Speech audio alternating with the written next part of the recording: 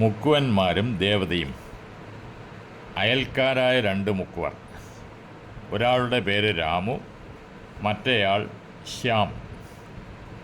എല്ലാവരും നിദ്രയിലാവുമ്പോൾ നിശബ്ദമായ ചന്ദ്രൻ്റെ കീഴിൽ രാമു ജോലി ചെയ്യുന്നു. തിരകൾക്ക് രാമുവിൻ്റെ വിശപ്പിനെക്കുറിച്ച് ഒരു ബോധവുമില്ല.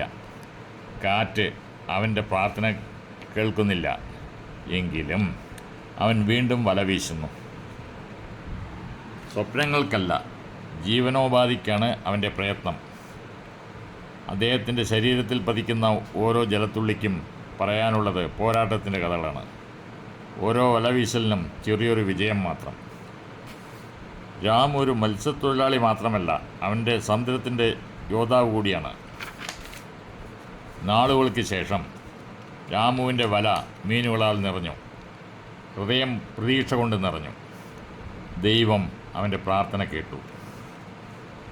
രാമുവിൻ്റെ സത്യസന്ധത, നിശ്ചയദാർഢ്യം, വിനയം എന്നീ ഗുണങ്ങളിൽ സന്തുഷ്ടയായ ദേവത പ്രത്യക്ഷപ്പെട്ടു.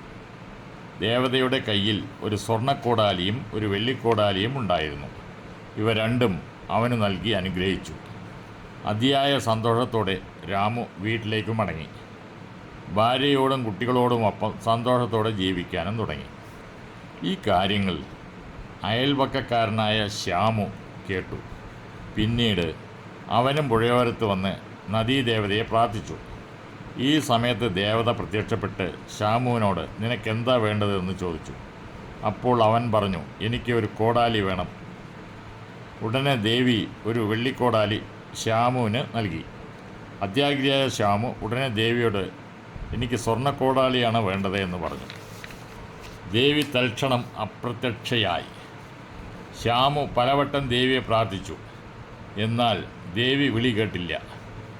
ശ്യാമു ദേഷ്യത്തോടെ, സ്വല്പം അസൂയയോടെ വീട്ടിലേക്ക് മടങ്ങിപ്പോയി.